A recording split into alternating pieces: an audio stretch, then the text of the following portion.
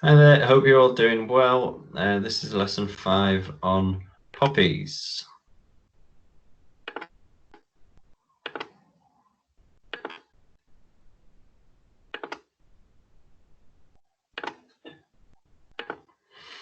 Okay, so many of the conflict poems, you remember at the start we kind of put these different poems into certain boxes, and the ones we've started off with kind of really deal with conflict in terms of war. And so the ones we've studied so far relate to the kind of people who have actually experienced it. This one focuses on the effects of war on kind of the people left behind, so the families of those who kind of have to wait and hear about what's happening to the people that they love who have gone out to war.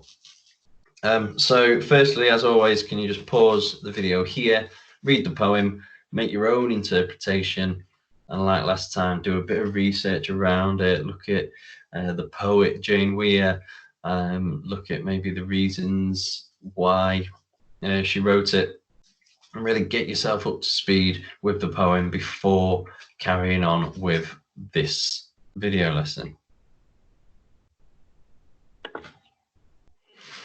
Okay, so this poem is about a mother.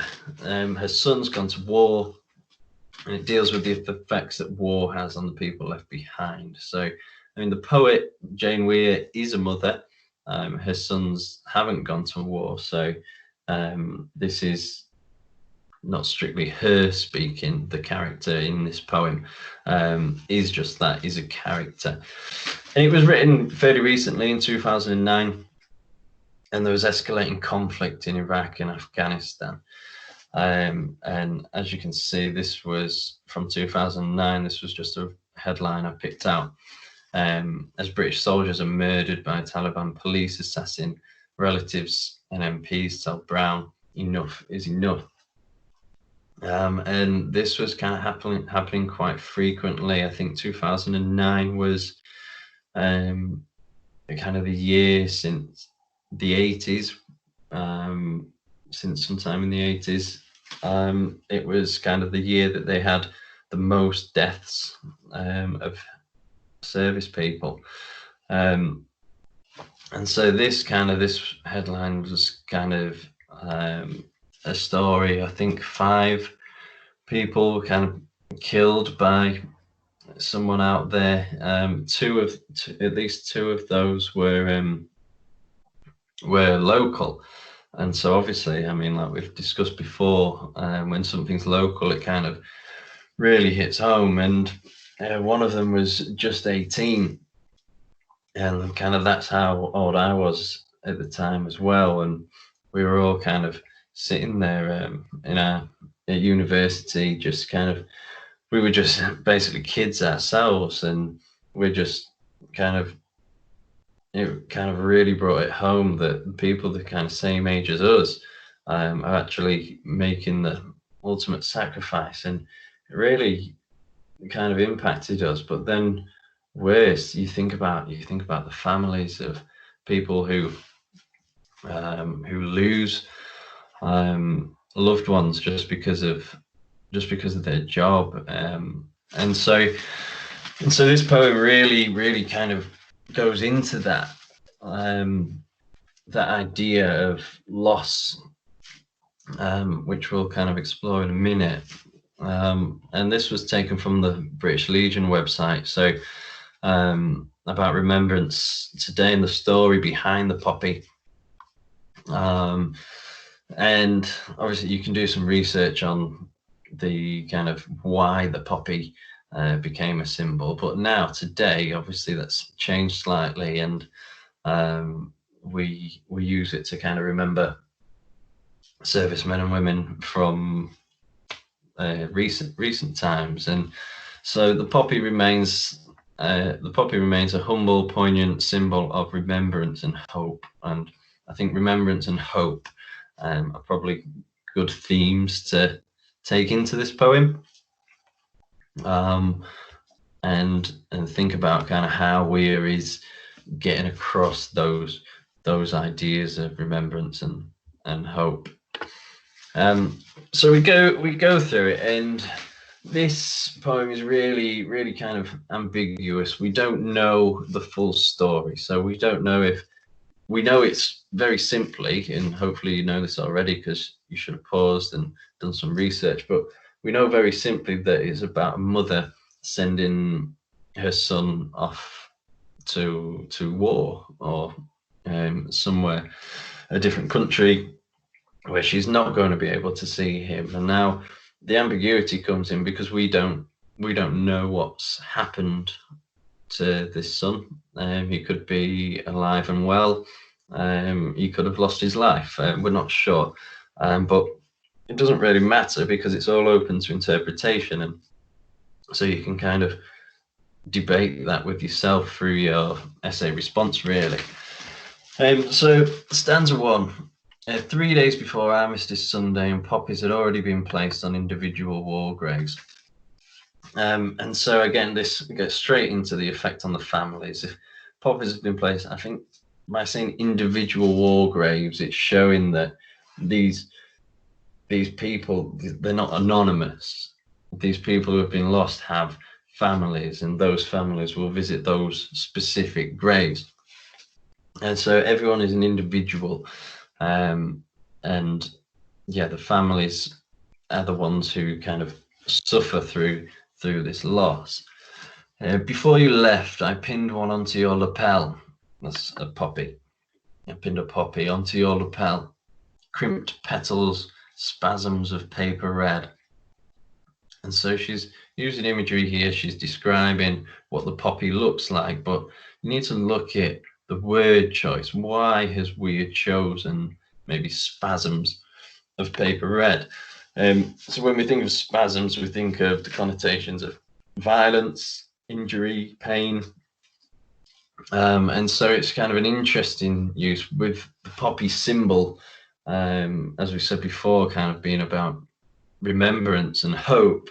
You've got to think about what this mother is going through at this point, and probably what that poppy would represent to her. Kind of, she knows, obviously it's hard to put yourself into that shoes. As you know, I'm not a mother, but you can imagine what a mother would feel like in this situation with a son going off to war. And so even though we see this poppy as a symbol of hope, of remembrance, the mother's interpretation of this poppy is probably going to be different. And spasms of paper red, maybe she's having these negative thoughts about what is kind of going on, or what is going to happen to her son. You can imagine she's probably not happy. I mean, she possibly could, but probably not happy. She's probably upset that her son is kind of going off to do this. So I mean, we could link that idea, this patriotic idea that we discussed in the last lesson, that actually maybe she doesn't want her son to be so kind of patriotic. Maybe she's almost being selfish, and that maybe the mother doesn't want to let him go, as we'll see further in the poem. And the spasms of paper red disrupt a blockade of yellow bias binding around your blazer. I'm not too sure on the wording of that. It sounds to me that maybe the blazer is yellow. I'm not sure. It'd be quite an interesting colour choice of a blazer. But like we said in the last lesson, that yellow has connotations of cowardice or something like that. So is she making the point that this poppy is kind of blocking or disrupting? It's stopping the yellow, it's overshadowing any potential cowardice. So the poppy maybe holds the reasons why this man has chosen to go off to war, and those reasons kind of come before anything else, any fears or anything like that. So as we go into stanza 2, you can see it's a lot longer. And this part kind of shows her getting him ready, but it's very childlike, as you'll see as we go through it. And it's almost representing maybe a time where she'd be very motherly, like for example getting her son ready for his first day of school. That's what this stanza sounds like. So she says, sellotape bandaged around my hand, I rounded up as many white cat hairs as I could. So I don't know if you've done that, if you get lots of pet hairs on your clothes and you can dab sellotape on them and it'll bring them right off. So she's showing that care of helping her son and cleaning him up and making sure he looks nice, smart and presentable. But if you look at the word choice, the sellotape was bandaged around her hand. Now, obviously we associate bandages with kind of healing or helping to heal a wound or something like that. So is this perhaps saying maybe bandage is kind of helping to heal her wounds, her kind of emotional wounds that she is going through? Obviously she needs support in this kind of emotional time that she's going through. Smooth down your shirt's upturned collar, and again, it's just this imagery. It's like a child going to school, and the mother is kind of getting him prepared, making sure he looks really smart. She's kind of relishing this opportunity to. This is potentially maybe the last time she'll have a chance to do this. And she steeled the softening of her face. She's acting brave. She's trying not to let. Obviously, her son's being very brave in terms of what he's doing, so she's almost trying to do the same thing by not showing that she's upset. I wanted to graze my nose across the tip of your nose, play at being Eskimos like we did when you were little. Again, she's reliving these childhood memories when this person would have been her baby, who would kind of needed her to look after her, and I think she's missing that. She's almost grieving for that child again, and perhaps, like I said, I don't know myself, but I feel like sometimes mothers are almost upset when their child is kind of grown up, they're independent, they don't need her anymore. So that bit, it shows the childhood memories. And I don't know if you picked up on it while I was reading it out, but there's assonance in there. And again, we've looked at this very same sound in another poem, this repetition of the O sound. Okay, graze my nose across the tip of your nose, play it being Eskimos. All right, so that repetition and that O, and we've said before that is kind of a sad sound. It's almost like disappointment or grieving. So I think that's probably purposefully put in there to kind of replicate the emotions of the mother. I resisted the impulse to run my fingers through the gelled blackthorns of your hair. So literally speaking, she's just saying I resisted kind of running my hand through your hair. But the fact that, his spiky hair, the gelled blackthorns. But again, we look at the word choice. And again, this may not be right.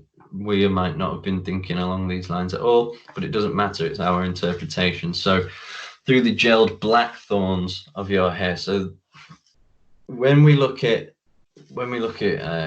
Jesus and kind of his sacrifice and being crucified, he was forced to kind of wear this crown of thorns. And so, I mean, that's a potential link to her son, that her son is also kind of going off, potentially making the sacrifice for the greater good. All of my words flattened, rolled, turned into felt. And so I think this is the part where it kind of shows that she probably wants to say something. She could want to say, look, don't do this. I want to keep you safe. Why don't you do something else? But she doesn't. Her words turn into felt. They're smooth words, soothing words that are probably going to make her son feeling better. She's putting her son before her own feelings. Slowly melting. And again, we can see that from one stanza to the next, we've gone straight through, slowly melting. Could it perhaps, again, we talk about pace with enjambment, could it kind of be showing that he's grown up too quickly? And again, she's missing those childhood memories. I was brave as I walked with you to the front door, threw it open, the world overflowing like a treasure chest. So we've got a simile and a metaphor in a second. And I don't know whether she's talking about, is the world overflowing like a treasure chest for him, or is she talking about herself there? So if it was for him, it's almost like he's got this naive excitement like a child, yeah, hunting the treasure, going off, and he's possibly really excited about this next chapter in his life. But I suppose alternatively you could flip that. Could the world be overflowing like a treasure chest for her? All right, so we think about a treasure chest, it's something precious, we know it's very valuable, but it's unreachable. Yeah, I mean, you're never going to be able to find it. So perhaps she's kind of making a point there that her son is going to be going out this precious treasure, and she's not going to be able to reach that again. And then a similar thing in the next bit, a split second and you were away, intoxicated. And again, we can think, obviously you use the word intoxicated. I don't think he's actually intoxicated. I think it's metaphorical, but we associate being intoxicated with maybe something pleasant. All right, when people get drunk, they're described as intoxicated, and people can feel happy. So is he perhaps the intoxicated one that's maybe drunk on this excitement or on this pride that he's feeling about what he's about to do? Or is it her that's intoxicated? And intoxicated can have another meaning. So it used to mean kind of poisoned, perhaps. So we've got some negative connotations there. Or again, if you think about the idea of being intoxicated by alcohol, it's not always positive.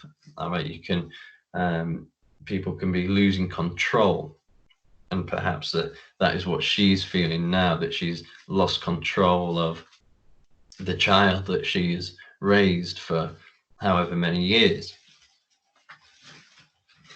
And so that's when he goes, and kind of the tone almost changes at this bit. And this is where she's alone. So after you'd gone, I went into your bedroom, released a songbird from its cage. So is this, obviously we don't know, is it her letting her emotions out, that she is the songbird, she's maybe crying and creating all this noise perhaps, or could it be kind of a metaphor for her letting go of her child? If you release a bird from its cage, you're kind of giving it freedom, and so is she kind of letting go of her son, and maybe coming to terms with that and having to accept that. Later, a single dove flew from the pear tree. and this is where it has led me. So it's almost like she's kind of followed a dove from the pear tree to the churchyard walls. Now, so doves, if we think about the symbolism, doves can be seen obviously of peace, symbols of peace, but they can also be seen as messengers. So maybe perhaps by following this dove, it's almost like she's seeking she's seeking answers from the dove. And it's led her to skirting the churchyard walls, my stomach busy making tucks, darts, pleats, hatless, without a winter coat or reinforcements of scarf and gloves. And that's interesting, the word choice of reinforcements. Obviously, we associate that with war. But for her, she hasn't got the reinforcements of scarf, gloves. She hasn't got a hat. Obviously, this is a cold day. We don't know what time frame this is happening in. It could be very soon after the sun has gone. It could be years later. I mean, we're unsure. But the fact that she's hasn't got these reinforcements kind of shows that she's still vulnerable. And maybe it's this idea of her kind of not knowing what has happened or what may happen, and this idea of not being able to kind of contact her son in the way she's used to, and it's left her feeling vulnerable. It's almost perhaps that she's waiting for kind of the bad news to arrive, or even perhaps the bad news could have already arrived. Her son may have lost his life, and again, she's still feeling vulnerable. She hasn't got that support anymore. So really focusing on the effects of kind of family here.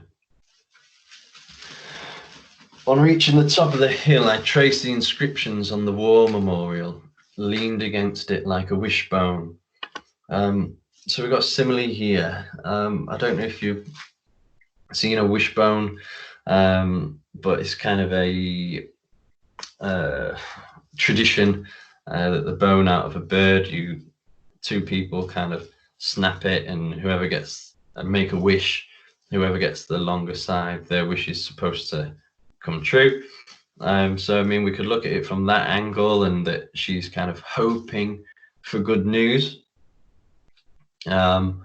But also we could kind of look at it as the wishbone is obviously it's very easily snapped. So perhaps it's saying she's quite fragile at this point. Again, perhaps because she's lost her son, or that she's just kind of hoping that he's okay. The dove pulled freely against the sky, an ornamental stitch. I listened, hoping to hear your playground voice catching on the wind.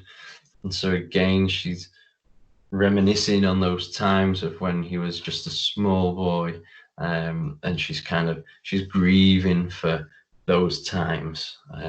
Maybe she wishes she could have those back, and she knows that's impossible.